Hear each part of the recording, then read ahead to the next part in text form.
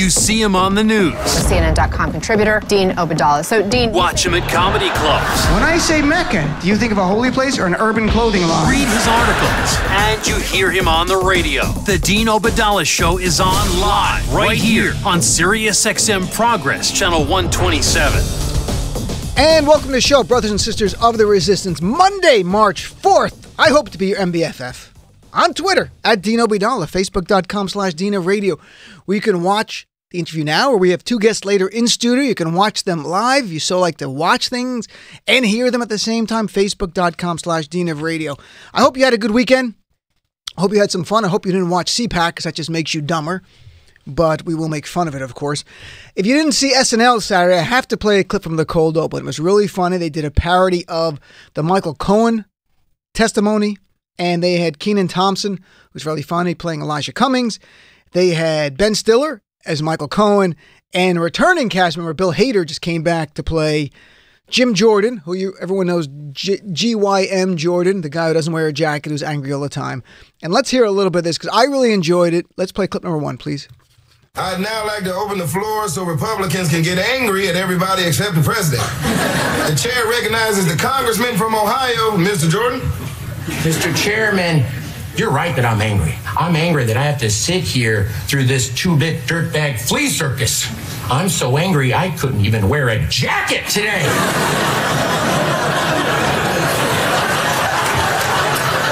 And you know something, Mr. Cohen? I've never even heard of you. Your mother has. You don't sass me with your liar mouth. Ooh, I'm about to pop off.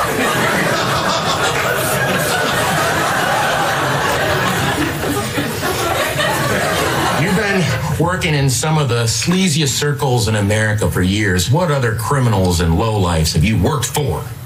I was the deputy finance chairman for the Republican Party. What? Is that true? Oh, damn it! I yield the rest of my time. And that's actually true, by the way, folks. Michael Cohen, until just last year, was deputy finance chair. He also represented Sean Hannity. So he's Sean Hannity's lawyer. And then a quick thing here, and you didn't watch CPAC.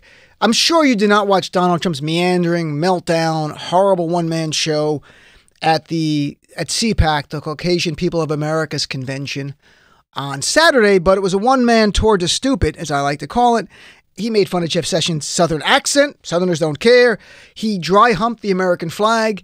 In fact, here is from Weekend Update from Saturday night that they play the clip. First, Trump hugs. If you didn't see it, he literally dry humps the American flag. Why? Because you know, as a celebrity, you don't have to wait and ask for permission. You can just go grab it. And then they play some clips, and these are real clips from the CPAC speech. Here's Saturday Night Live clip number 7, please. Trump spoke at the CPAC conference for, I'm not exaggerating, 2 hours and 20 minutes straight. And it started with Trump coming out and hugging the American flag like Lenny from Of Mice and Men. And then after that patriotic Me Too moment, it somehow got crazier from there. Here's the taste. Our country's in big trouble, folks, because we have to get it back. Darling, is the wind blowing today? I'd like to watch television, darling. The Attorney General says I'm going to recuse myself. And I'm in the White House and I was lonely. I said, let's go to Iraq. So I met generals I didn't know. General 1, General 2, General 3. I said, what's your name? Sir, my name is Raisin. What the hell kind of a name? I said, Raisin, like the fruit? $7 trillion, and we have to fly in with no lights. Please get us the emails. Please. I'm going to regret this speech.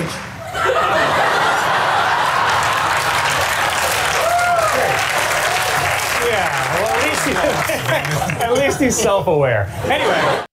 That was the crazy. That is the leader of the Republican Party. That is the president of the United States, the meandering, stupid sloth of idiocy.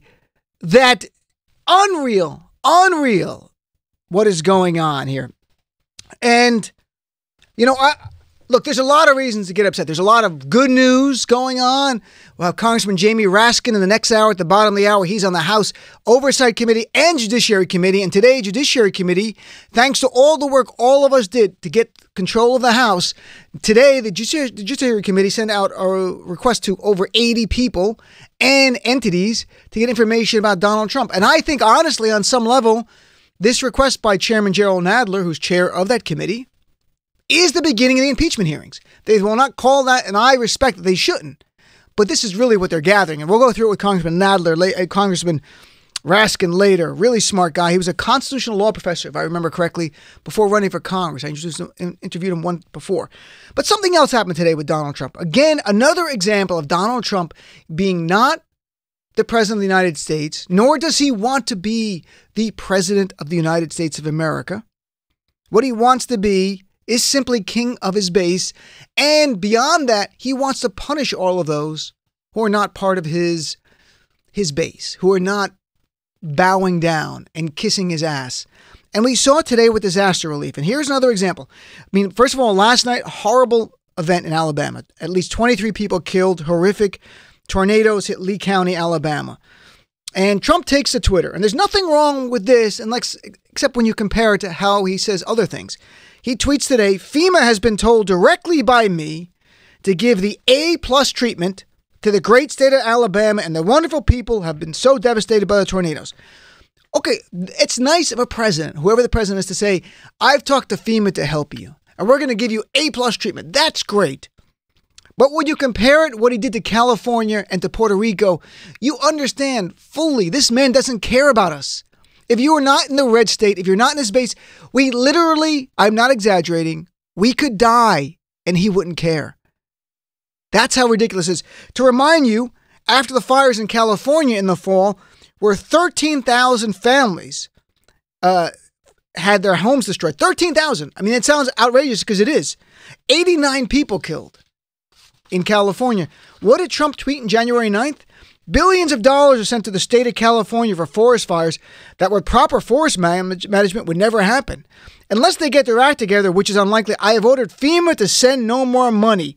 It's a disgraceful situation in lives and money.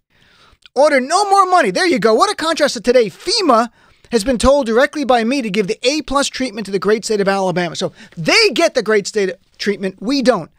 By the way, according to California officials, this had nothing to do, this fire, with forest management.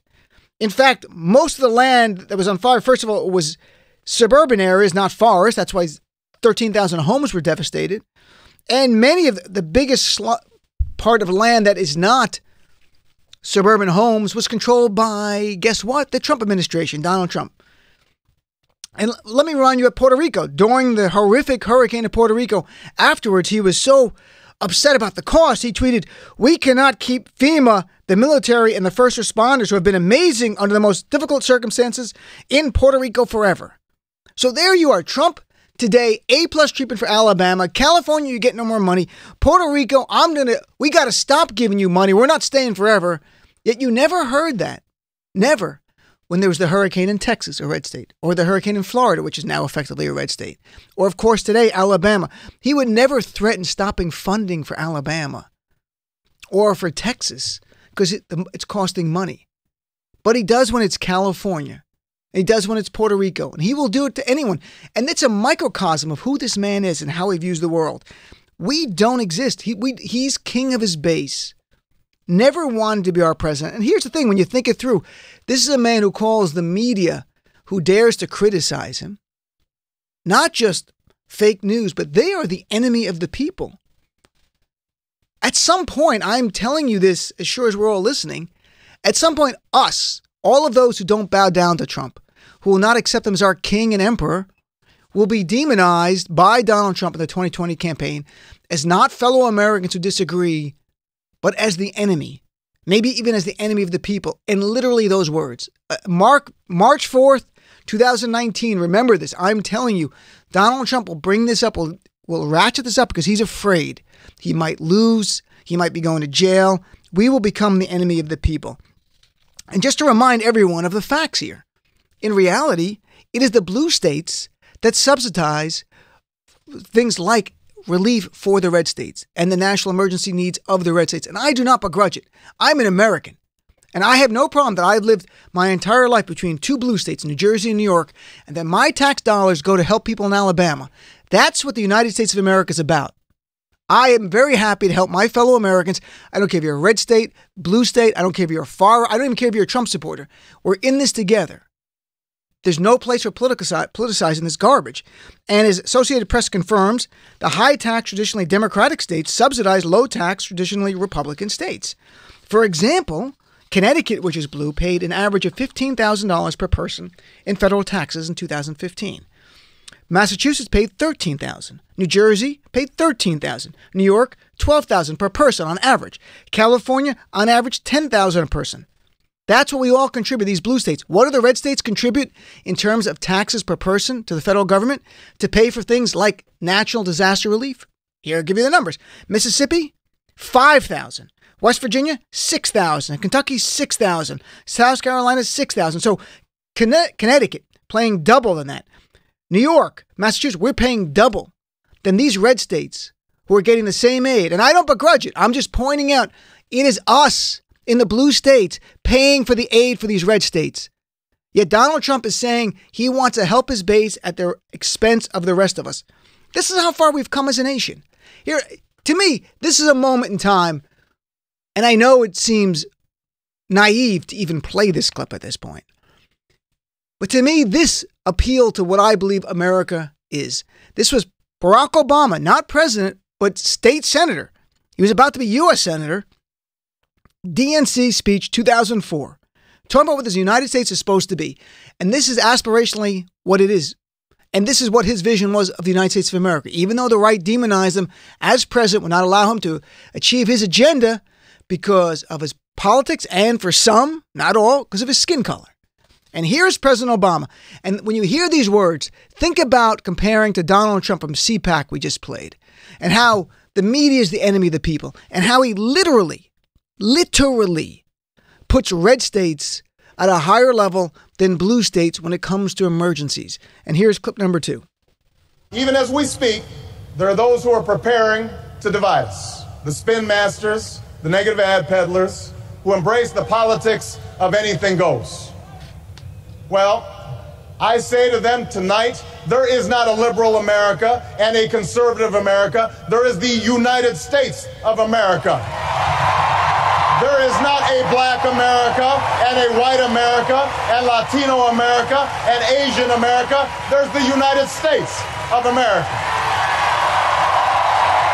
We are one people, all of us pledging allegiance to the Stars and Stripes, all of us defending the United States of America. What a contrast to Donald Trump. Now, he could never say those words. We would laugh. It would seem like a joke. But Donald Trump has done everything he can to divide this country, including disaster relief, to the point where I saw Trumpers, self-professed Trump supporters on Twitter, saying things like, yeah, he should be helping us out, and that blue states have gotten all the benefits over the years. It's about time, because they're victims. No, we're paying for your disaster relief, and I'm happy to pay for your disaster relief. I don't care if you're conservative. I don't care if you're don't follow politics. I don't care where you are. This is the United States of America. That's the nation we should be. And Donald Trump is doing everything he can to tear us apart, even on issues like this. Rewarding states that supported him with disaster relief while punishing, taunting, and mocking states who are blue states who didn't support him.